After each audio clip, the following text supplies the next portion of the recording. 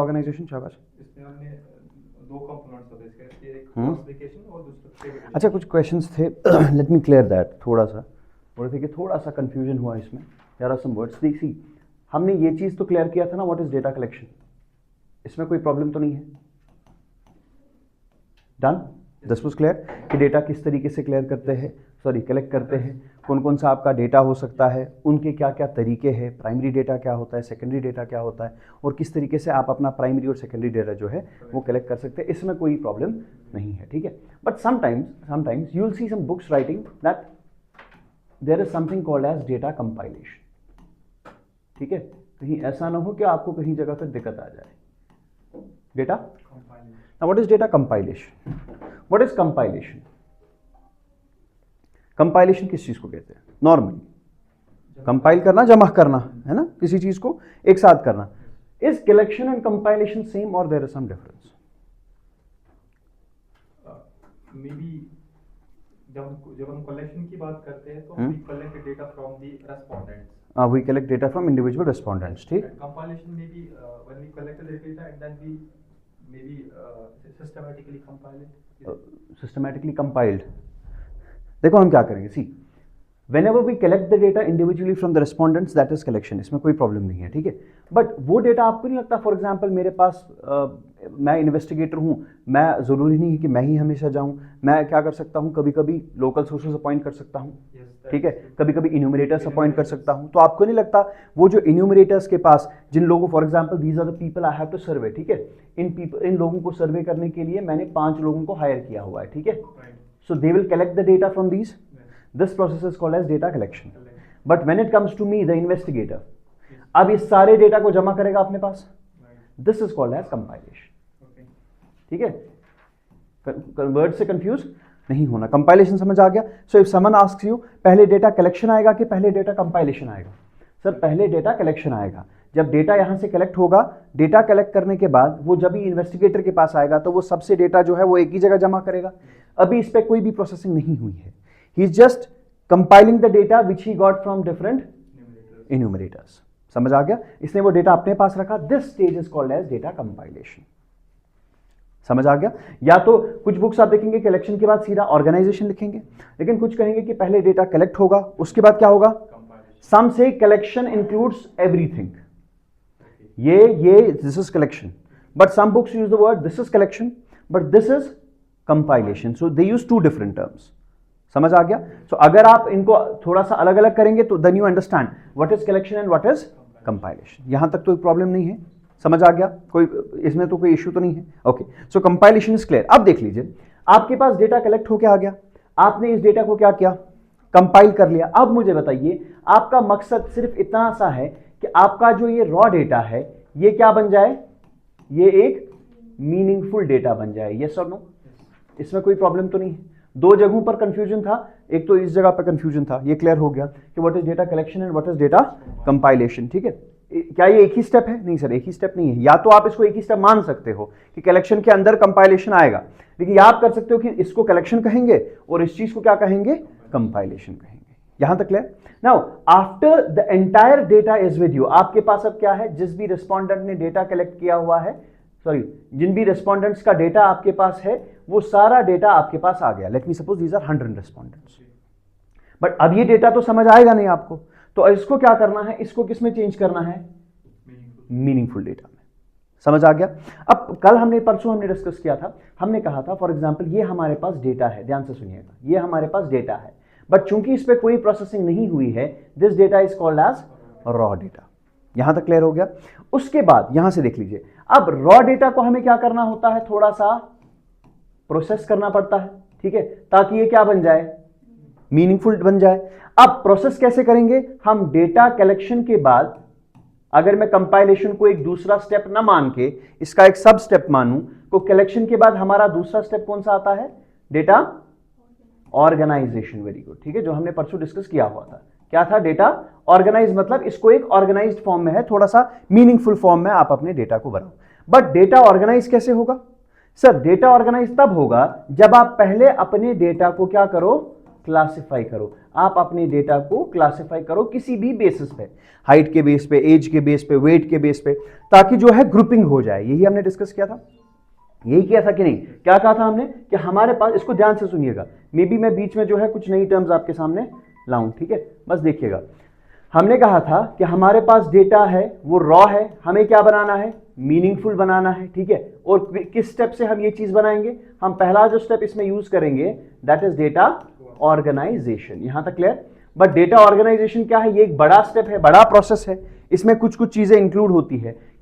क्या चीज इंक्लूड होती है सर इसमें? इसमें पहली चीज जो इंक्लूड होगी दैट इज डेटा क्लासिफिकेशन। यही किया था हमने कहा था हम अपने डेटा को क्लासिफाई करेंगे। यहां तक समझ आ गया? क्लासिफाई मतलब हम डेटा को ग्रुप्स में डिवाइड करेंगे। अगर आपको याद होगा, मैंने एक एग्जांपल दे दी थी आपको, मैंने कहा था हम क्या करेंगे, हम स्टूडेंट्स से पूछेंगे कि हमें बताइए आपको 10th क्लास के बाद क्या करना है। तो कोई बोलेगा सर मैं आर्ट्स ले लूंगा, कोई बोलेगा साइंस, कोई बोलेगा मेडिकल, कोई बोलेगा कॉमर्स, फिर और एक ने मेडिकल, फिर कॉमर्स, फिर साइंस, फिर आर्ट्स, अलग अलग व्यूज दे देंगे। तो अभी तो डेटा हमारे पास रॉ है, बट क्यों ना मैं ऐसे करूं, on the basis of stream they are going to take, I say कि आर्ट्स जो है वो ले रहे हैं arts students. Don't you think मैं इस डेटा को क्लासिफाई कर रहा हूं on the basis of stream they are taking? And by the time मैं इसको क्लासिफाई कर रहा हूं इस बेस पे, आपको नहीं लग रहा डेटा थोड़ा ऑर्गेनाइज्ड फॉर्म में आ रहा है? ये लिखना इज ऑर्गेनाइज्ड फॉर्म। बट ये ऑर्गेनाइज्ड डेटा कैसे बना? सबसे पहले आपने इसको क्लासिफाई किया कि नहीं? आपने सोचा कि मैं इसको किस बेस पे क्लासिफाई करूं, और आपके दिमाग में क्या आ गया? सर इसको हम स्ट्रीम के बेस पे क्लासिफाई करेंगे। समझ आ गया? और वो चीज सोचने के बाद अब आपने इसको थोड़ा सा इस फॉर्मेट में लाया, ठीक है। हमने कहा let this be the stream and this be frequency. याद है? फ्रीक्वेंसी मतलब कोई चीज कितने बार ऑकर कर रहा है। स्ट्रीम आर्ट्स 8 बार, साइंस 6 बार। इस पूरे प्रोसेस को हम कहेंगे data organisation. Now the data is organised, it's a bit meaningful. लेकिन ये ऑर्गेनाइज बना कैसे? सबसे पहले आपने इसको क्लासिफाई किया, और क्लासिफाई करने के बाद आपने इसको थोड़ा सा किस फॉर्म में लाया? टैबुलेशन फॉर्म में, ठीक है। एक तो होता है ये टैबुलेशन, दूसरा होता है जो मैंने आपको कहा टैबुलेशन, यहां पर भी मिलेगा आपको। This is also table. What is table? Table is nothing but data in your rows and columns. ये रो नहीं लग रहा आपको, और ये कॉलम है तो बन गया टेबल, ये भी टैबुलेशन है। बट दूसरा टैबुलेशन कहां मिलेगा आपको?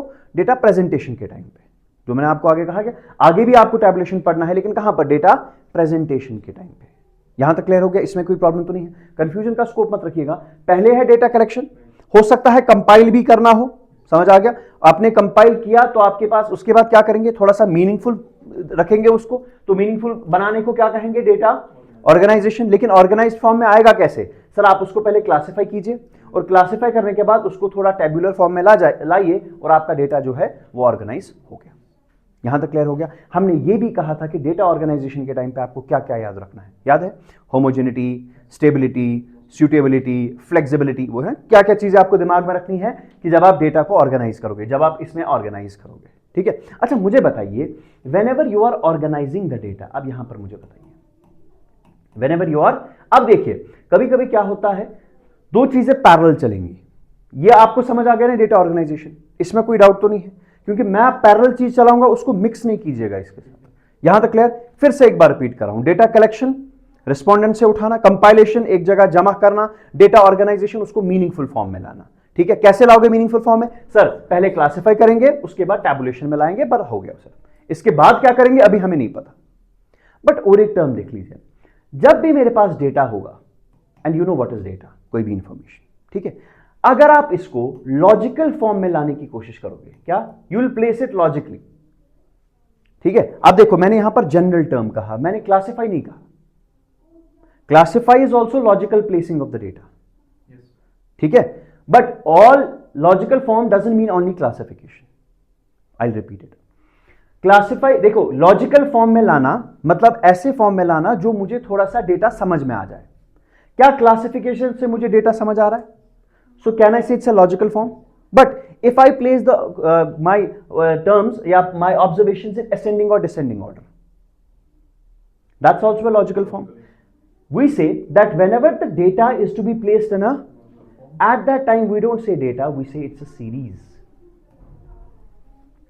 One more term. Logical form of data is called as series. बताइए समझ आ गया कि नहीं? यहां तक क्लियर? सो दैट मीन जब भी आपका डेटा लॉजिकल फॉर्म में होगा, इसके पीछे आपके प्लेस करने के पीछे कोई लॉजिक होगा, ऐसे नहीं कि रैंडमली लिखा है, उस चीज को हम क्या कहेंगे? उस चीज को हम सीरीज भी कहते हैं। अब यहां देखो, अब आपको कहां पर चीजें समझ आ जाएंगी, यहां देख लीजिएगा। कभी कभी फॉर एग्जाम्पल आपके पास जो डेटा है, it was like this, late me suppose I am writing the marks obtained by the students. ध्यान से सुनना, उसके अब आपको समझ आ जाएगा। Marks obtained by the students, ठीक। लेट मी सपोज यहां पर 10 स्टूडेंट्स हैं, ठीक। नाउ किसी ने 8 मार्क्स, 10 में से मार्क्स थे, किसी ने 10, किसी ने 8, 7, 6, 5 ऐसे मार्क्स स्कोर किए, ठीक है। आपको नहीं लगता, मुझे लगता है एक तरीका उसको ऐसे रिप्रेजेंट करने का है। What is the roll number? Let me suppose 5 ही स्टूडेंट्स थे हमारे पास, and what are the marks scored by them. इसने 6 नंबर लाए, 7 नंबर, 10 नंबर, 8 नंबर, 8 नंबर। समझ आ गया कि नहीं? यहां तक कोई प्रॉब्लम तो नहीं है? These were their roll numbers and these were the marks. Can you tell me, क्या आप मुझे बोल सकते हो क्या मैंने इस डेटा को लॉजिकल फॉर्म में लाया? कि कोई लॉजिक है ऐसे रखने का? according to roll numbers. अब मुझे नहीं पता क्या है, वो आप जानो। आप बस मुझे इतना बोलो, ये जो डेटा है, क्या आपको लगता है मैंने इसको लॉजिकली प्लेस किया हुआ है? Instead of writing 6, 10, 7, 8, 8, these were the marks scored by 5 candidates. This is random. This is random. But do you think I have placed it logically? क्या आपको लग रहा है मैंने किसी लॉजिक के बेस पे इसको प्लेस किया हुआ है? Yes? Okay. Can you say कि मैंने इसको किसी लॉजिक के बेस पे प्लेस किया गया है? The marks scored by these 5 candidates.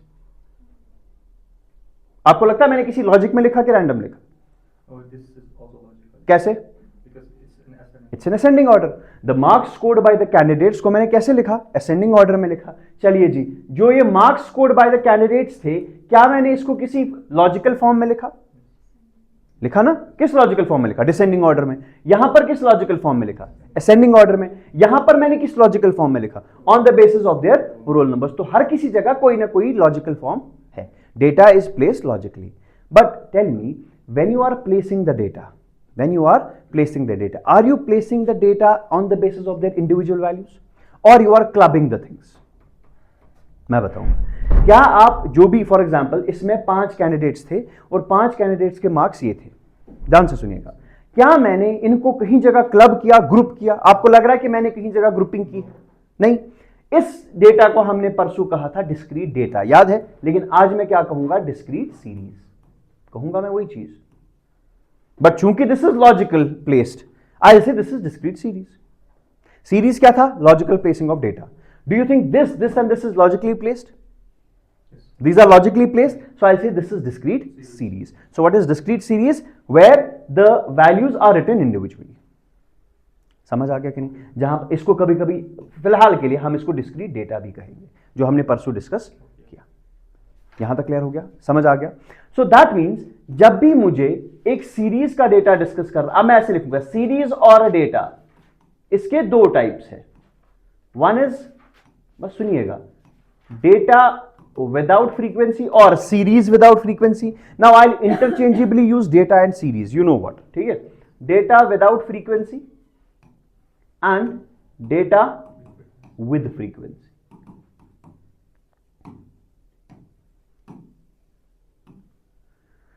जब भी मैं डेटा को इंडिविजुअली प्लेस करूं, it means data without frequency. लेकिन अगर मैं आपको कहूं कि 6 मार्क्स 8 स्टूडेंट्स के हैं, I am telling you the frequency of that observation, then it is data with frequency. और परसों आपने देखा इसमें क्या आ जाता है आपका? डिस्क्रीट आ जाता है, सॉरी, इसमें आपका कौन सा आ जाता है? Individual data. I have written it wrong, ठीक है? आपने भी बोला ही नहीं, ठीक है? ओ कहां बोला? देखने से क्या होगा? देखने से थोड़ी मुझे समझ आएगा। This is individual data and these are of 2 types, one is discrete and the second one is बताइए समझ आ गया कि नहीं? ऑलरेडी पढ़ा हुआ है, ठीक है? ये पिछले लेक्चर में यहां तक हमने पढ़ा हुआ था, यहां तक कोई प्रॉब्लम नहीं था। अब मैंने इसको फिर से रिपीट क्यों किया? Just because of that compilation word. समझ आ गया? यहां तक क्लियर हो गया? बस मुझे इतना आप बताइए, अगर मैं इस पूरे को क्लब इन करूं, क्या आप मुझे बता सकते हैं कि जब भी आपके पास डेटा आ जाए वो कितने फॉर्म में हो सकता है? या तो वो इंडिविजुअल होगा, इंडिविजुअल सीरीज, या individual data, discrete series and continuous series. यहां तक क्लियर है? कोई प्रॉब्लम तो नहीं है, ठीक है?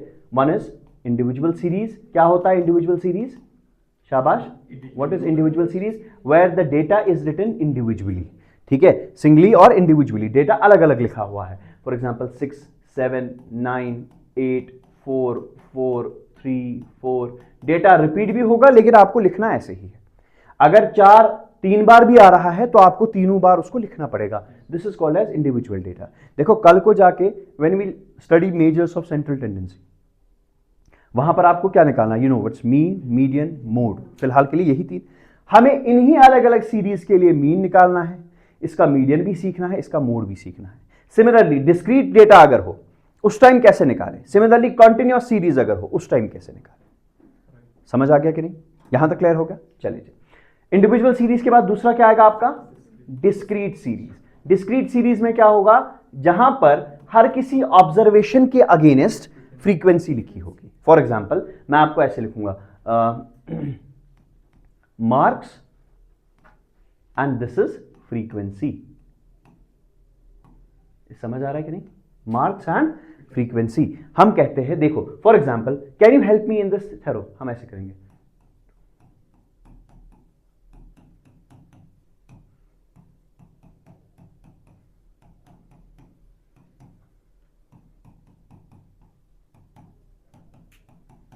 थोड़ा सा मैं आपको समझा रहा हूं। These are the marks scored by let me suppose 18 candidates. समझ आ गया? ये 18 स्टूडेंट्स के मार्क्स मैंने यहां पे लिखे हैं। Marks were out of 5। कितने में से मार्क्स है आपको कोई फर्क नहीं पड़ता, ठीक है। आपने बस बोला बताइए कितने स्टूडेंट्स हैं, हमने कहा 18। मैंने कहा लिख के दो मुझे उनके नंबर। मैंने कहा ये क्या बना? आपने कहा सर इंडिविजुअल डेटा है, पहले स्टूडेंट के 2 फिर 3 फिर 4, sir this is individual data, ठीक है। मैंने कहा नहीं मुझे इंडिविजुअल से क्या बना के दो? डिस्क्रीट। आपने कहा 1 सेकंड सर, ये 2 है, लिखूंगा पहले मैं 2, आई राइट वेरिएशंस, और क्या है 3 और 4 5 एंड 1 है ना। इसको आप ऑर्डर में भी लिख सकते हो, better is to write in, not necessary but better is to write in order, पहले 1 फिर 2 फिर 3 फिर 4 फिर 5। अब मैंने यहां पर ऐसे लिख लिया, ठीक है। Now what I will do, I will see 2 marks जो है वो कितने कैंडिडेट्स के है ना। I will say 1 2 3 4। समझ आ गया? सो 4 will be what? The frequency. That means 2 marks जो है वो 4 कैंडिडेट्स के। ऐसा नहीं कहना 4 नंबर 2 के है, नहीं। Frequency means how many times. So 2 marks in this data is existing 4 times. समझ आ गया? 3 का देख लीजिए जरा, 1 2 3 4 5। सो दैट मीन्स 3 जो है 3 marks are scored by 5 candidates. बचपन में आपने किया होगा, ठीक है। हाँ बचपन में आपने ये भी किया होगा, ठीक। अच्छा चलो पहले ये करेंगे। 4 का बताओ कितनी बार? 1 2 3 4। 4 कितनी बार आ गया? ठहरो अभी, ठीक है। अब आपने देखा होगा इसमें क्या करना है, हमें देखना है जो आपका डिस्क्रीट डेटा है। कैन आई से discrete data can be converted into individual data can be converted into discrete data? Yes. Can you say that individual data एक ऐसा डेटा है जिसमें फ्रीक्वेंसी नहीं होती? यस। डिस्क्रीट डेटा वो होता है जिसमें फ्रीक्वेंसी होती है। कॉन्टिन्यूअस डेटा वो डेटा होता है जिसमें फ्रीक्वेंसी होती है। समझ आ गया? क्या मैं कह सकता हूं फ्रीक्वेंसी वाले 2 डेटा होते हैं, कौन कौन सा? Discrete and continuous. समझ आ गया? यहां तक कोई प्रॉब्लम तो नहीं है, ठीक है। अब इस पर मेहनत जो है वो फिर से करनी पड़ेगी, बिकॉज ये समझाना बहुत जरूरी है।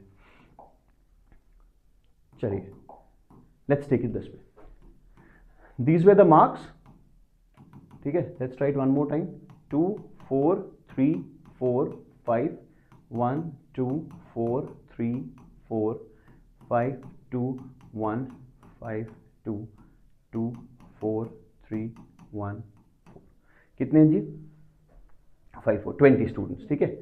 This will be my marks, ठीक है। क्या क्या मार्क्स है बताइए जरा। अब असेंडिंग ऑर्डर में लिखेंगे इस टाइम, ठीक है। 1 2 3 4 5। So what is this? This is column और रो? ये रो है क्या? हद है ये, ऐसे कौन सा रो होता है? This is vertical is column, horizontal is row. क्या टैबुलेशन पढ़ोगे? हद है। Okay, so this is marks 1 2 3 4 5, ठीक है। मैंने सोचा था मैं बोलूंगा आपको tabulation is a data, is a form of data organisation in which data is represented in the form of rows and columns, और आप समझ जाओगे। अब तो सारा लिखना है। इसको पता है, इसको असेंडिंग बोलते हैं। हाँ, असेंडिंग क्या होता है? जिसमें पहले छोटा होगा उसके बाद बड़ा, उसके बाद बड़ा। डिसेंडिंग क्या चीज होती है? जिसमें पहले, हाँ ठीक है, उसके बाद छोटा। चलिए अच्छा देखिए 1 मार्क्स कितनों के हैं? 3। आपने कभी देखा होगा we sometimes do tally mark before writing the frequency. Tally mark क्या होता है? ये काउंटिंग करने का एक तरीका होता है, ठीक है। फॉर एग्जाम्पल डेटा बहुत ज्यादा है, आप बोलोगे कितनी बार आया? 1 बार, 2 बार, 3 बार, 4 बार, 5 बार, 6 बार, 7, 8, 9, 10। देखो वो ऐसे करेगा, फॉर एग्जाम्पल वो बोलेगा लिखो और एक बार, जो फॉर एग्जाम्पल देख रहा है, और एक और एक और एक और एक, ठीक है। And you will start count, this is a way of counting. फिर लास्ट में क्या करोगे? ये जो ग्रुप है इट्स अ 5, सो 5, 10, 15, तो 15 बार एग्जिस्ट कर रहा है। This is called as tally mark, simply a method of counting. It's also called as 4 and cross method, 4 and 4 और क्रॉस, 4 एंड क्रॉस मेथड। समझ, गिनने के लिए लगता है। अब आपको समझ आ गया। अब यहां पर कम ही डेटा है तो क्या गिने? फॉर एग्जाम्पल चले ऐसे गिनेंगे, 1 बताइए कितनी बार है? 1, 2, 3, तो 3 ही मार्क्स आ गए, तो आई राइट 3। 2 बताइए कितनी बार है? 1, 2, 3, 4, 5, तो आई राइट 5। 3 बताइए? 1, 2, 3। 4 बताइए? 1, 2, 3। देखो कैसे, अब गिनने में कैसे होगा? 5 और 1, 6। समझ आ गया? और 5 कितनी बार एग्जिस्ट कर रहा है? 1, 2, 3। यहां तक क्लियर? बट देखो मैंने क्या किया, इंडिविजुअल मार्क्स लिखे और मार्क्स के अगेंस्ट क्या लिखा? फ्रीक्वेंसी लिखा। So I can say this is a type of data with frequency, data with frequency, ठीक है। बट जो डेटा है क्या वो ग्रुप्स में है? नो, द डेटा इट्स, जो आपके पास इंडिविजुअल डेटा, वो इंडिविजुअल डेटा है। So this is called as discrete data, this is called as what? Discrete data, और you can say data with frequency. And you know data with frequency 2 आपको मिलेंगे, continuous भी होगा और जो हमने परसों डिस्कस किया। यहां तक समझ आ गया? फिलहाल ये सिंपल सा चीज है, इस पे ज्यादा टाइम जाया करने की कोशिश नहीं करेंगे। हमने और एक पॉइंट यहां पर ऐड किया था, that's called as relative frequency. याद है? What was relative frequency? Relative frequency was, इसकी क्या फ्रीक्वेंसी है? ये कितने हैं? 5, 6, 11, 7, 20। यहां तक क्लियर? अब इसकी रिलेटिव फ्रीक्वेंसी कितनी होगी? सर आई से 3 डिवाइडेड बाय 20। समझ आ गया? 3 डिवाइडेड बाय 20, ये इसकी रिलेटिव फ्रीक्वेंसी होगी। समझ आ गया? इसकी कितनी होगी? 5 डिवाइडेड बाय 20, इसका 3 डिवाइडेड बाय 20। और मैंने कहा अगर आप रिलेटिव फ्रीक्वेंसीज ऐड करोगे तो उसका सम जो होगा वो हमेशा कितना होगा? 1 के बराबर होगा। ये चीजें डिस्कस की हुई थी। अब देखो आज एक्चुअली क्या डिस्कस करना पड़ा, इसको मुझे फिर से रिपीट करना पड़ा। अब देख लीजिए, हमने और एक डेटा कहा था जिसका नाम क्या है सर? Continuous data. हमने क्या कहा सर? हम कंटिन्यूअस डेटा को क्या बनाएंगे? ग्रुप्स बनाएंगे। यही कहा था ना? हम ऐसे बोलेंगे, बताइए जी, मार्क्स ही फिर से बोलेंगे, ठीक है। यहां से लिखेंगे फ्रीक्वेंसी, बट आपको पता है मार्क्स से पहले क्या लिखा जाता है एक्चुअल में? मार्क्स के बाद टैली, ठीक है, काउंटिंग के लिए, उसके बाद फ्रीक्वेंसी। बट फिलहाल के लिए हम उसको छोड़ देंगे। अब यहां पर क्या होगा? इसमें ऐसे डेटा होगा, ठीक है। या मैं इसको थोड़ा सा ऐसे करूं, 0 to 9, 10 to 19, 20 to 29, 30 to 39। ध्यान से सुनिएगा आप, ठीक है। अब this is important, I don't want to discuss this thing in your this so called as, जो आपका अगला चैप्टर है उसमें ये डिस्कस नहीं करना चाहता हूं मैं, पहले इसको क्लियर करूंगा यहीं पे। सुनिए, कंटिन्यूअस डेटा में आपका जो डेटा है that will be placed in groups, yes और नो। देखो फॉर एग्जांपल, इससे पहले हम क्या कर रहे थे? हम इस वाले क्वेश्चन में क्या कर रहे थे? हम बोल रहे थे बताइए जी 1 मार्क कितनों का है? तो 3 लड़के खड़ा हो गए, मैंने कहा तीनों के हैं, 3 के हैं। बताइए 2 मार्क्स कितनों ने लाए हैं? तो 5 बंदे उठ गए, तो मैंने यहां 5 लिखा। समझ आ गया?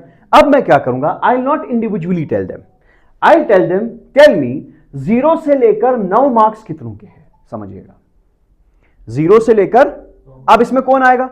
0 मार्क्स वाला भी आएगा, 1, 2, 3, 4, 5, 6, 7, 8 अप टू 9 मार्क्स आ जाएंगे, वो उठेंगे। And I count them, let me suppose they are 12, I write. समझ आ गया? उसके बाद मैं कहूंगा बैठे जाइए, बताइए 10 से लेकर 19 नंबर कितनों के हैं? 10 से लेकर 19, तो इसमें 10, 11, 12 अप टू 19 वाले सारे खड़े हो जाएंगे। I will count them, let me suppose that is 8। समझ आएगा? Then I ask similarly 20 to 29 वाले, सो लेट मी सपोज इसमें उठे 11 और इसमें उठे 9, ठीक है। तो टोटल कैंडिडेट्स मेरे पास थे 40। यहां तक क्लियर हो गया? इसमें कोई प्रॉब्लम नहीं है। Can you calculate relative frequency? Yes, वैसे ही अपनी तरीके से 12/40, 8/40, 11/40, 9/40, सर वो तो आ जाएगा, ठीक है।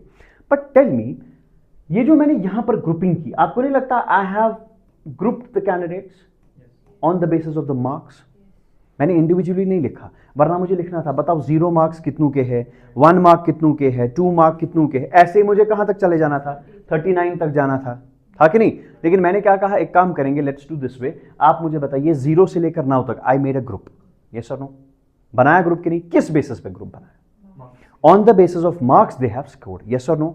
This grouping is called as a class. The group which you have formed is called as class. So 0 to 9 is called as a class. So this is one class, and in this class how many students are there? 12 students are there. समझ आ गया? How many classes are there? 4. मैंने 4 classes में इसको divide किया है। समझ आ गया? यहां तक कोई प्रॉब्लम तो नहीं है? समझ आ गया what's A class? Class means a group that you have formed. अब आपकी मर्जी, मैं 0 से लेकर 5 भी लिख सकता था, है ना? जो भी आपने, जिस हिसाब से अब आपने देखा, जब आपने वो क्लासिफाई किया, on the basis of the marks, ठीक है, वो जो ग्रुप आपका बना उसको हम टेक्निकली ग्रुप नहीं कहते, in statistics we call that as a class. So this is a class, ठीक है. So can I say this is the frequency of the class? We sometimes call this as class frequency. Can we call this as class frequency? ये class की frequency नहीं है, ये data की frequency है. So this is simply frequency. But can I say this one will now be called as a class frequency because it is a frequency that relates to the entire class. समझ आ गया कि नहीं? देखो, अगर आप कभी भी मेरे दिमाग में फ्रीक्वेंसी आ गया, तो फ्रीक्वेंसी किसका होगा? डिस्क्रीट डेटा का. फ्रीक्वेंसी किसका होगा? डिस्क्रीट डेटा का. बट अगर आप मुझे कह रहे हो क्लास फ्रीक्वेंसी, तो ऑटोमेटिकली मुझे समझ आ गया कि आपने ग्रुपिंग की है, और ग्रुपिंग का मतलब आपने क्या बनाया है? क्लासेस बनाए. बताइए समझ आ गया कि नहीं? यहां तक क्लियर हो गया? कोई प्रॉब्लम तो नहीं है? What is class frequency and what is class? Class is what? वो एक ग्रुप है जो आपने बना दिया है on the basis of a character, ठीक है, किसी भी बेसिस पे जो आपने ग्रुपिंग की है, that is called as a class, ठीक है. I send you the notes में भेज दूंगा, बस देखो आज, बट उसको लिखना, उसको फिर कॉपी भी करना है, ठीक है. अदरवाइज अभी कहा ये याद नहीं रहेगा. याद रखिएगा, मैं जो भी कह रहा हूं समझ आ जाएगा, याद नहीं रहेगा. समझना इज समथिंग डिफरेंट, याद रखना इज समथिंग डिफरेंट. समझोगे आप मेरी वजह से, याद रहेगा अपनी वजह से. मेरी वजह से याद कभी नहीं रह पाएगा, ठीक है. तो उस चीज का ख्याल रखिएगा. आई send you these terms, terminologies, and you just copy down. सिर्फ यहां पर इस पॉइंट पे एक पेज छोड़ दीजिएगा and go back to the next page, ठीक है. नाउ क्लास समझ आ गया? क्लास इज द ग्रुप जो आपने बनाया हुआ. आपने कहा sir this is one class, समझ आ गया? Sir what is this? This is the frequency of that class, so it be called as class frequency. यहां तक समझ आ गया? Next is called as class interval. Sir what do you mean by class interval? What is the difference between class and class interval? Now see, class means a group, इसमें कोई problem नहीं है. But 0 to 9 is the class interval. Interval मतलब कहां से लेकर कहां तक. चलो इसको, इससे पहले मैं और कुछ डिस्कस करूंगा. एक second, let me discuss first class limit.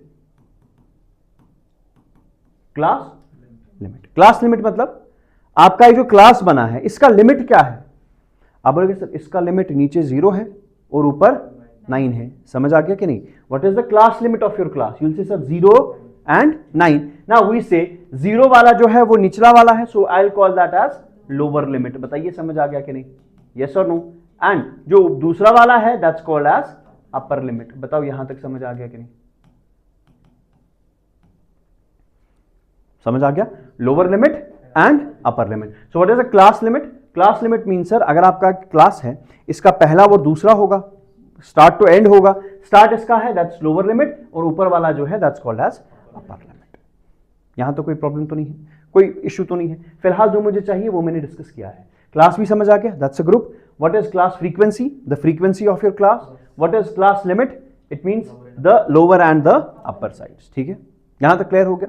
But आप एक चीज मुझे बताइए, when I take this one for example, I told you this is marks and this is class frequency. यहां तक समझ आ गया? You said, sir, this is 0 to 9, 10 to 19, 20 to 29, and 30 to 30, and you said this is 12, 8, 11, and total frequency is how much?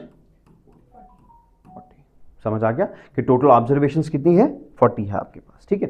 Now I will ask you a question, आप मुझे बताना, this is first, second, third and fourth class, yes और no? Okay, I ask you कि मुझे बताइए जिसके 8 marks आ गए हैं तो वो कहां पर आएगा? In which class he will be? 8 8 8 8 marks, 0 से लेकर 9, ये 8, ये वाला 8, मैंने कहा जिसके 8, अच्छा जिसके 7 नंबर होंगे तो कहाँ आएगा? मामा जो 7 को नहीं जाए, हाँ तो वो पहले में आ जाएगा, ठीक है। बताइए 13 नंबर अगर किसी के हैं so he will fall in the second class, that means he is included in these 8, ठीक है। किसी के 28 मार्क्स है इन दिस क्लास, किसी के 20 मार्क्स है, किसी के 29 है, किसी के 10 है, ठीक है, किसी के 19 है, सेकंड। अब मुझे बताओ किसी के 9.5 नंबर है, वो किधर जाएगा? बताओ जी, जाएगा किधर बेचारा? कोई है जगह आपके लिए? Where that person will go, कहां प्लेस करोगे? यहां बेचारों ने बोला 9 तक जो है वो उठो, यहां के बाद बोले 10 वाले उठो, मैं 9.5 वाला किधर जाऊं? सो डू यू थिंक इससे भी बेहतर कुछ होना चाहिए, कुछ इम्प्रोवाइज्ड इससे? क्योंकि कोई हमने क्या कहा था कल? नहीं, कल मैंने एक प्रॉपर्टी एक कही थी, कोई छूटना नहीं चाहिए, बट उसको तरीके से कहेंगे, एग्जॉस्टिवनेस। हर कोई वैल्यू कहीं ना कहीं फिट इन होना चाहिए। बिठाओ 9.5 को, किधर बैठाओ? मात्र 9.5 नहीं, समझ आ गया कि नहीं? अब देखो हम क्या करेंगे, कभी कभी ये वाला डेटा हमारा ऐसा था, समझिएगा, ठीक है। I am deliberately going slow because मैं नहीं चाहता हूं कि इसमें कोई कंफ्यूजन रहे, ठीक है। देख लीजिए, आपने क्या कहा? 0 to 9, 10 to 19, 20 to 29, 30 to 30, this is 4, 6, 8 and 3 for example, ठीक। हमने कहा नहीं सर प्रॉब्लम है। आपने बोला क्या प्रॉब्लम है? मैंने कहा 9.5 वाले को किधर बैठाओगे? समझ आ गया? मैंने कहा कोई बात नहीं, क्या हम ऐसे डेटा नहीं लिख सकते अगर आपको प्रॉब्लम ना हो? 0 to 10, 10 to 20, 20 to 30, 30 to 40। आपने कहा हाँ सर परेशानी खत्म, यस और नो? 9.5 वाला किधर बैठेगा? बैठेगा सर, हर कोई बैठेगा, बैठ पाएगा कि नहीं? अब बताइए, अब मैं आपसे पूछूंगा, बताओ 8 नंबर वाला कहां बैठेगा? पहले क्लास, ओके। 9.5 वाला, 10.5 वाला, 10 वाला कहां बैठेगा? बताओ जरा, वो प्रॉब्लम दूर कर दी मैंने, एग्जॉस्टिवनेस खत्म, एग्जॉस्टिवनेस, ओवरलैपिंग वाला इशू हो गया। समझ आ रहा है कि नहीं? मैंने बोला सब बैठेंगे, अब 0 से लेकर 40 तक, चाहे डेसिमल हो, फ्रैक्शन हो, कोई भी हो, सब के सब बैठेंगे। अब मसला है कि 10 को किधर बैठाओगे? मैंने कहा 0 से 10 वाले खड़े हो जाओ, तो बेचारा जिसके 10 थे वो तब भी खड़ा हो गया। जब मैं कहूंगा 10 से 20 वाले खड़े हो जाओ, अब तब भी उठोगे। ऐसा तो नहीं होना चाहिए, आपका डेटा डिस्टॉर्ट हो जाएगा। समझ आ गया कि नहीं? Now what to do? अब मैं ऐसे डेटा को लिखूं, कैसे लिखूं? इधर एग्जॉस्टिवनेस की प्रॉब्लम थी, ओवरलैपिंग नहीं हो रहा था, मैंने एग्जॉस्टिवनेस को दूर किया, मैं ओवरलैपिंग में फंस गया। अब क्या करें? आपके दिमाग में कोई चीज? चलो मैं बताऊंगा। हाँ आप ही बताओ। नहीं बोलो बोलो, क्या है आपके पास उपाय इस चीज का? सर हमें इधर कंसीडर करना होगा 10 जो है या तो फर्स्ट क्लास में जो है, हाँ वही तो वे, मुझे भी लग रहा है वही वे आउट होगा, क्योंकि 10 को 2 जगह तो नहीं रख सकते। अब ये करना पड़ेगा, डील बनाओ भाई, 10 कहाँ आएगा? ऊपर वाला आएगा कि नीचे वाले में आएगा? समझ आ रहा है कि नहीं? यहां तक क्लियर हो गया कि नहीं? कोई प्रॉब्लम? फिर तो कोई प्रॉब्लम नहीं होगी ना। अगर मैंने आपको कहा 10 को जो है उसको नीचे वाले में ले लो, अब लोग सर प्रॉब्लम डन हो गया, फिर कोई प्रॉब्लम नहीं है। समझ आ गया? इन दो को एक बार फिर से देखो। जब आप इस सीरीज को देख रहे हो, कैन आई से 0 is the lower limit of the first class, 9 is the upper limit of the first class. When I talk about the next class, subsequent class, lower limit is not equivalent to the upper limit of the previous class. आप देखो, yes or no? Simple observation है, ठीक है, कोई discovery नहीं है। देखो ऊपर वाला जो क्लास था, इसका जो अपर लिमिट था वो नीचे वाले के लोअर लिमिट से नहीं मिल रहा है, लेकिन यहां पर जो पहले वाले का अपर लिमिट है वो नीचे वाले लोअर लिमिट के साथ मिल रहा है। So can I say in this case, the upper limit of first class is not equivalent to lower limit of second class? Yes or no? यहां मैं लिख सकता हूं upper limit of first class is equal to lower limit of, बताओ समझ आ गया कि नहीं? ठीक है, बट क्या ये सिर्फ फर्स्ट और सेकंड क्लास के साथ हो रहा है?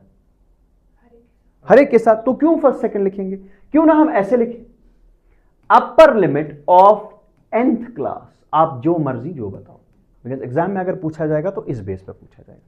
अपर लिमिट ऑफ nth क्लास, मुझे नहीं पता first class, second class, third class, मुझे नहीं पता, is not equal to lower limit of n plus 1th class. फिर एग्जाम में पहली बार देखोगे, पता नहीं वे सर ने तो पता नहीं क्या बोला था। See put value of n anything you want, put n as 1, तो upper limit of first class will not be equal to lower limit of 1 + 1 2 second class. सही है, समझ आ गया? इस केस में क्या लिखेंगे बताइए जरा खुद, upper limit of nth class equals to lower limit of n + 1th class. अब समझ आ रहा है n + 1 n क्या होता है? n मतलब जो आपको हो फर्स्ट क्लास ले लो, तो पहले वाले क्लास का जो है अपर लिमिट वो बराबर होगा lower limit of 1 + 1 that is second class. यहां तक क्लियर हो गया? इसमें कोई प्रॉब्लम तो नहीं है। सो कभी कभी आपका डेटा इस फॉर्म में आ सकता है और कभी कभी डेटा इस फॉर्म में आ सकता है। And how to understand either of these two, कैसे इंक्लूड करें? हम बोलेंगे सर कोई बात नहीं, यहां पर देखो अपर लिमिट ऑफ फर्स्ट क्लास अगर वो सेकंड वाले के बराबर नहीं है तो वो ये वाला है, और अगर नहीं है तो, अगर है तो वो इस चीज का है। यहां तक क्लियर हो गया? कोई डाउट तो नहीं है? बट अब इसको थोड़ा सा नाम रखेंगे, है ना, थोड़ा सा अजीब। देखिए नाम क्या रखेंगे, मुझे बताइए, क्या इसमें 0 इंक्लूड हो रहा है? 9 भी इंक्लूड हो रहा है, ठीक है, लेकिन क्या आप इसमें ऐसा कुछ कर सकते हैं? दोनों इंक्लूड करेंगे, 0 भी और 10 भी, फिर यहां भी 10 भी और 20 इंक्लूड करना पड़ेगा। जब भी आप डेटा ऐसे देखो, जब भी यहां जाइए, जब भी आप डेटा ऐसे देखो, इसका मतलब लोअर लिमिट से लेकर अपर लिमिट तक सारे के सारे values included in the class. Lower limit से लेकर अपर लिमिट तक सारे के सारे values included in the class. But आपको कैसे पता चलेगा? जब ऐसा होगा, ये वाला प्रोसेस होगा। बट जब ये वाला प्रोसेस होगा तो लोअर लिमिट तो इंक्लूड होगा लेकिन अपर लिमिट इंक्लूड नहीं होगा। दैट मीन 0 से लेकर बिलो 10 नहीं, 9.99 in this group, but 10 part of this group. So can I say in this case, in this one, lower limit as well as upper limit are included in the class? ये बताइए समझ आ रहा है कि नहीं? Lower limit upper limit से लेकर दोनों के बीच तो है ही है, बट लोअर लिमिट और अपर लिमिट भी दोनों इंक्लूड है। यहां पर बताइए सर, यहां पर lower limit include, lower limit से अपर लिमिट तक सारे इंक्लूड, अपर लिमिट इंक्लूड नहीं। सो बताइए 10 कहां आएगा? सेकंड वाले में आएगा। 9.5 फर्स्ट वाले में आएगा। बताइए 20 कहां आएगा? थर्ड में। इधर नहीं आएगा 20, because upper limit is excluded in this case. When you will see overlapping, will exclude the upper limit, but lower limit is to be included. बताइए 30 फोर्थ में आ जाएगा। 40 इधर रिप्रेजेंट, इधर फिफ्थ में इधर नहीं आ जाएगा, अगर होता तो उसमें इंक्लूड होता। 40 इसमें नहीं आएगा सर। ये समझ आ रहा है कि नहीं? क्लियर हो गया? सो can I say in this case I am excluding the upper limits, this is called as exclusive series.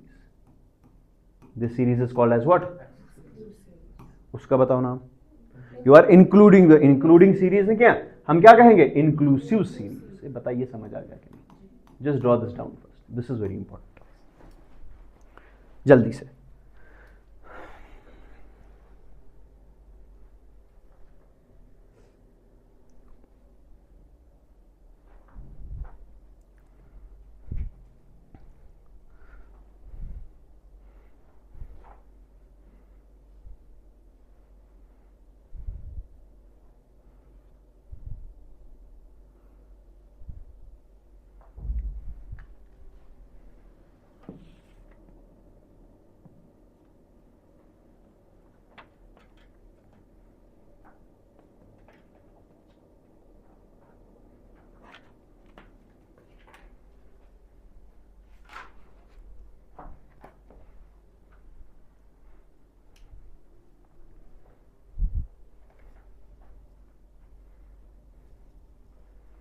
समझ आ गया कि नहीं?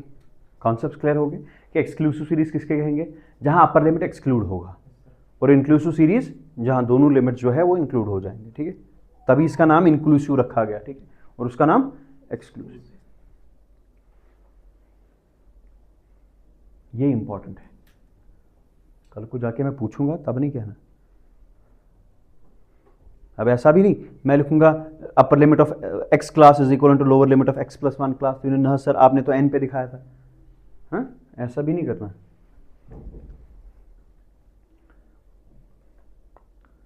अब this is going to help us in your measures of central tendency, ठीक है? क्योंकि वहां पर अब हमें सीधा काम करना है, direct, you don't have to stop anywhere.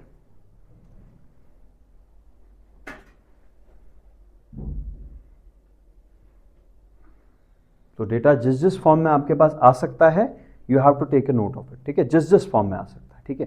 Continuous में आ सकता है, लेकिन किस तरीके से आएगा वो भी आपको देखना है कि नहीं? वो भी देखना पड़ेगा किस किस तरीके से।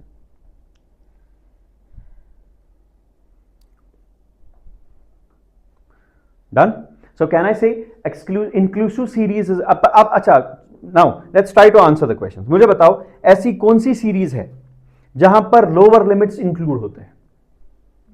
दोनों, है ना? लोअर लिमिट हर किसी जगह इंक्लूड होगा, समझ आ गया? ऐसी कौन सी सीरीज है जिसमें अपर लिमिट एक्सक्लूड होता है? आपको कैसे पता चलेगा सीरीज एक्सक्लूसिव है? ओवरलैपिंग वर्ड यूज हम नहीं करेंगे, विल से ओवरलैपिंग अगर कहेंगे तो फिर तो खत्म होगी बात, ठीक है? हम कहेंगे जब अपर लिमिट पहले क्लास का बराबर होगा लोअर लिमिट सेकंड क्लास की। देखो, this is a way of identification. This is what does it mean? See, when this and this are same, it means it is exclusive series. And what happens in exclusive series, इसमें होगा क्या कि अपर limits हम exclude करेंगे। 0 से 10 में वो वाले वैल्यूज आएंगे जो 0 से लेकर 10 से कम कम सारे वैल्यूज, बट 10 नहीं, 10 आ जाएगा आपका इस वाली सीरीज में। बताइए समझ आ गया कि नहीं? क्लियर हो गया? प्रॉब्लम तो नहीं है कोई? सो दैट मीन्स देख के आपको पता चलेगा। जब पता चलेगा फिर आप ये भी समझोगे कि इसमें क्या होगा।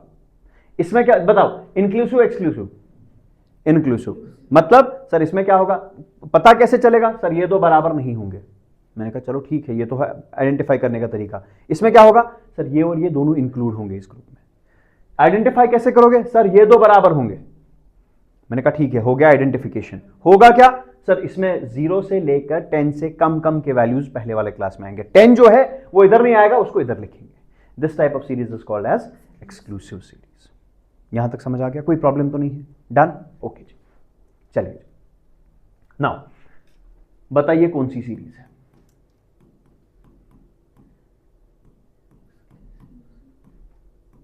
This is which series? Exclusive series. Can I say? Okay, what are the class limits in this case? अच्छा, और एक पॉइंट याद रखना, ये वाला जो है ना, यहां पर सी टर्मिनोलॉजी का डिफरेंस है। जब यहां पर हम बात करेंगे, we will use the term class limits, we'll use the word class limits, but here we will not use the word class limit. We'll say upper limit, lower limit, but as a whole we will not use class limit, we'll say class boundary. इधर पे we'll say what? Class boundary, because यहां पर ये exact आपको वो point देता है जहां से शिफ्ट होता है। It gives you the boundary of the class, 0 से लेके 10 तक, 10 के बाद, बट यहां पर आपको ये बाउंड्री प्लेस नहीं करता। It only gives you the limit, यहां से लेकर यहां तक प्लेस करना है, but this gives you the boundaries. So whenever you will see the word class limit, it is used in case of inclusive series, but whenever you will see the word class boundaries, you keep your thing in mind that this is your exclusive series. समझ आ गया? Class limit और class boundary मतलब एक ही है। Class boundary भी मतलब upper limit lower limit. We don't say upper boundary lower boundary, no, upper limit lower limit वो तो ठीक है, but technically we use which word? Class boundary. यहां तक क्लियर? ये याद रखिएगा। चलिए वापस 0 से 10, 10 से 20, 20 से 30 एंड 30 से 40, ठीक है? लेट मी सपोज इसमें 6, इसमें 4, इसमें 8 और इसमें 2। This is the okay, can I say this is the variable which I am talking about? कोई भी variable, marks, let me suppose marks, ठीक है? And you usually see that whenever we write it like this marks, use the word x, तब कोई भी variable है जो हम प्लेस करें, and here I write frequency, and you know this is which frequency? Class frequency, class की frequency है, individual data की फ्रीक्वेंसी नहीं है, ठीक है। But we don't write CF, class frequency को हम F ही लिखते हैं। I can not write CF because CF mean something different. अब देखो यहां तक क्लियर हो गया। जरा अब मुझे बताओ, आपको आपके पास ये डेटा है 0 से 10, 10 से 20, 20 से 30, 30 से 40 and the frequency is given here with. Okay, now I ask you, क्या मुझे बता सकते हो कि 0 से कम कितने स्टूडेंट्स होंगे इस वाले क्लास में? कितने स्टूडेंट्स ऐसे हैं जिनके 0 से कम मार्क्स होंगे? मेहरबानी करके ध्यान से समझिएगा। कोई होगा? नहीं होगा ना कोई। 0 से कम तो कोई नहीं होगा। देखो, क्या आप मुझे बता सकते हो 5 मार्क्स कितनों के हैं? नहीं, इसमें ये नहीं बता सकते। इसमें एक प्रॉब्लम ये है, ड्रॉबैक क्या है, आप एग्जैक्टनेस के साथ, हो सकता है ऐसे कि सबके 10 नंबर हो, सबके 10 सॉरी 9 नंबर हो, सबके 10 नहीं, 10 तो इधर जाएगा, सबके 9 नंबर हो, या ऐसा हो सकता है कि सबके 0 नंबर हो, या ऐसा हो सकता है कि डिस्ट्रीब्यूटेड हो। समझ आ गया कि नहीं? वो अलग चीज से निकलता है, that's called as distribution curve, वो बाद में देखेंगे। बट फिलहाल के लिए मुझे समझ नहीं आ रहा कि 0 से लेकर 10 तक जब आप बात कर रहे हैं तो आप ये जो 6 स्टूडेंट्स आप कह रहे हो ये कहां पर प्लेस्ड है 0 से लेकर 10 तक? क्या ये 0 के पास है या एग्जैक्टली 9.9 नंबर वाले हैं? मुझे नहीं पता। यहां तक clear? But can you tell me in this how many candidates have scored less than 0 marks? None? Very good. Can you tell me how many of them have scored less than 10 marks? Yes? देखो 0 से लेकर 10 तक, you know 10 is not included, ठीक है। अगर मैं कहूंगा 10 से कम वाले कितने हैं तो आप बोलोगे sir 6। Can you tell me less than 20 कितने होंगे? 10। देखो लेस देन 20 में, देखो लेस देन 20 में सारे आएंगे, ये बात समझ रहे हो कि नहीं? लेस देन 20 में सारे आ जाएंगे, इसमें 6 वाला मतलब ये भी आएंगे और ये भी आएंगे।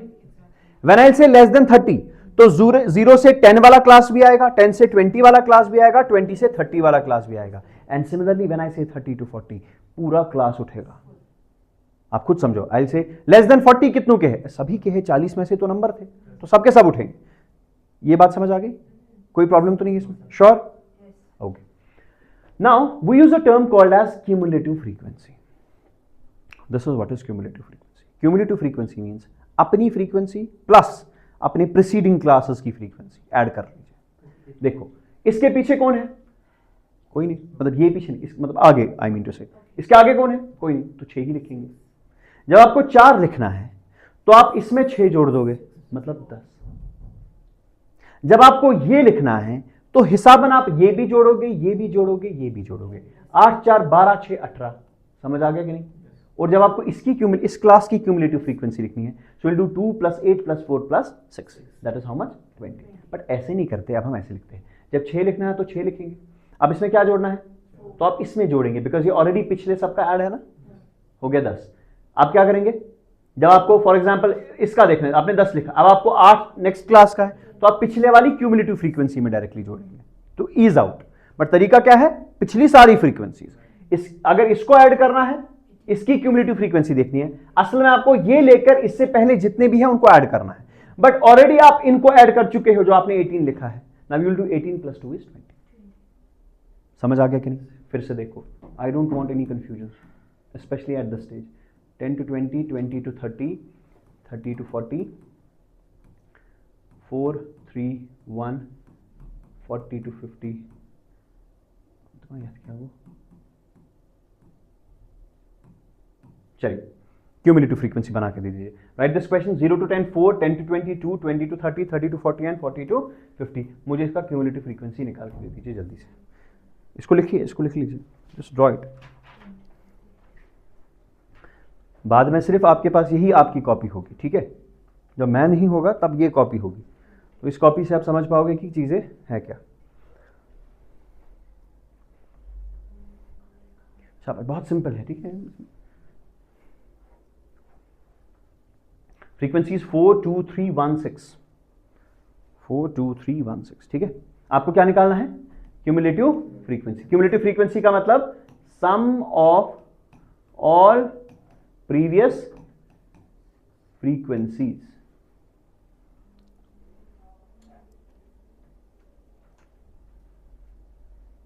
डन?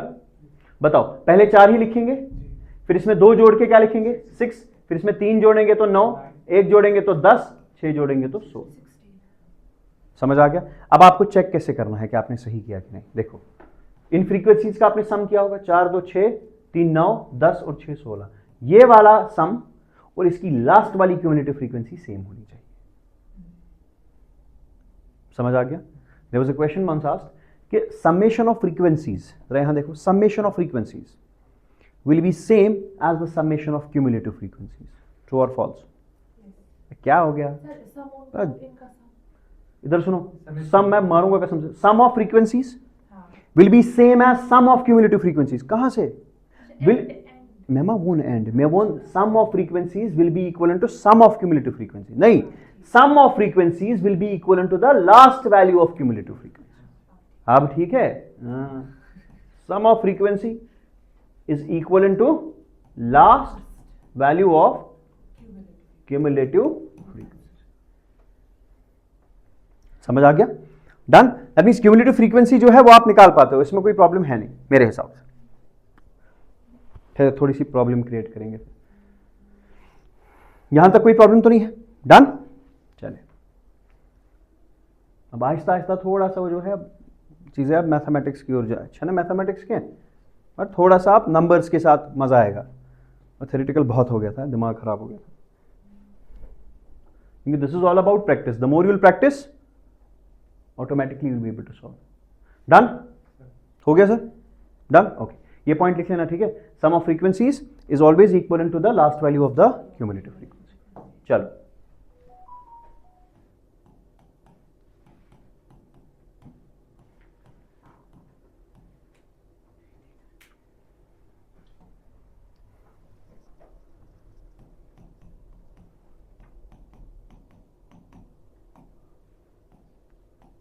जल्दी जल्दी से, हाँ 6 4 9 8 7, बताओ क्या क्या लिखूं मैं? 6 10 19 27 भी सुनगा sir. Done. 30 simple. This is what cumulative frequency. What is cumulative frequency? Adding all the previous frequencies, ठीक है? बट करते कैसे है? अलग तरीके से। मतलब कुछ मतलब इसका है, इससे पहले जितनी भी फ्रीक्वेंसीज है उसको ऐड करो, बट टू ईज आउट मैं पिछले वाली क्यूमुलेटिव फ्रीक्वेंसी से ऐड करूंगा to get the desired cumulative frequency. यहां तक क्लियर? चलिए, अब हुआ क्या, एक दिन ऐसा हुआ कि मुझे किसी ने डेटा दिया, ध्यान से सुनिएगा। उसने कहा 0 to 9, 10 to 19, 20 to 29 and 30 to 30।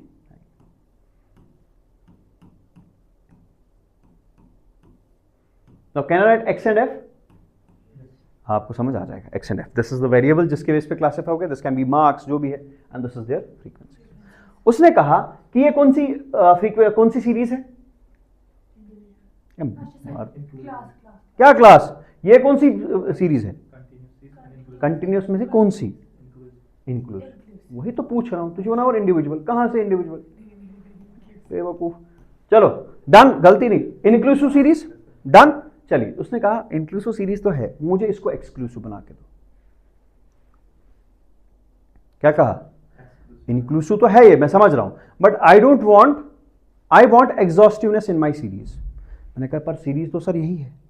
उसने कहा नहीं, मुझे नहीं पता, मुझे इसी सीरीज को क्या बना के दो? एक्सक्लूसिव बना के दो।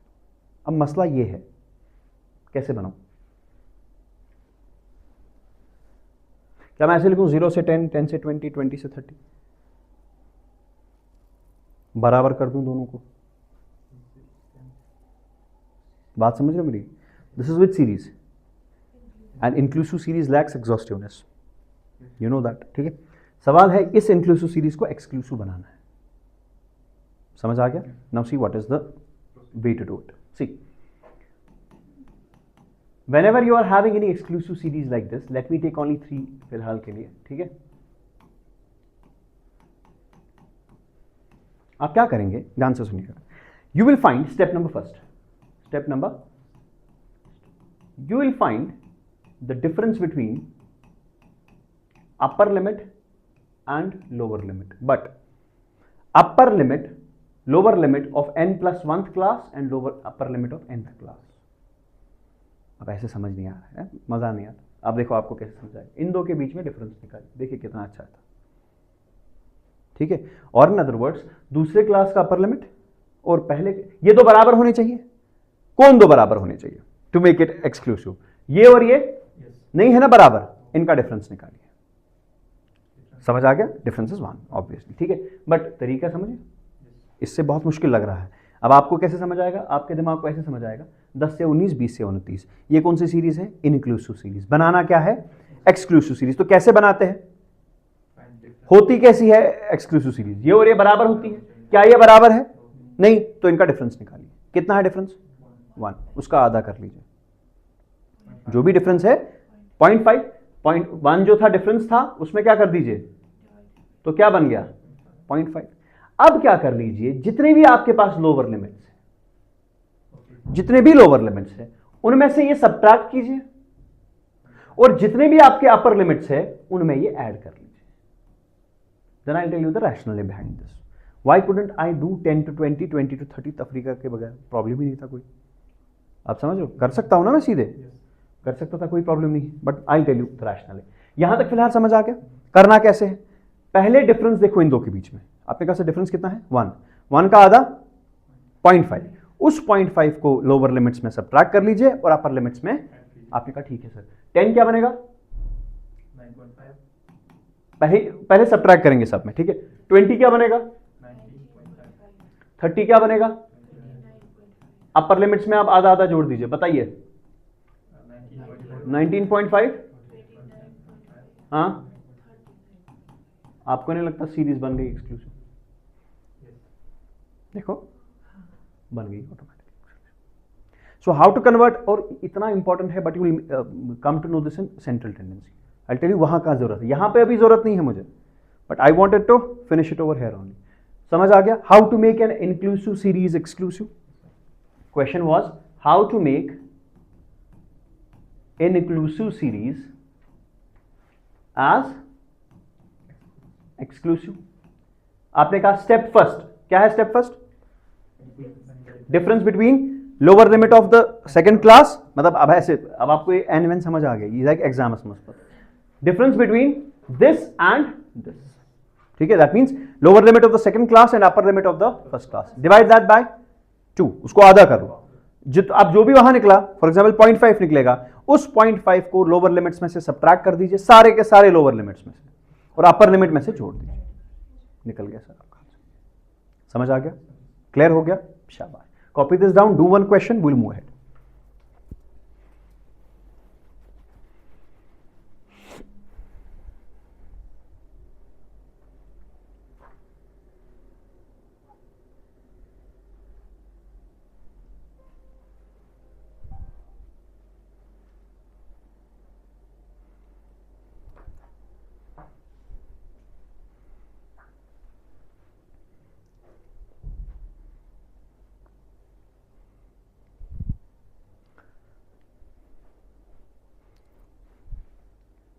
Just copy this down. We'll have just break of 5 minutes.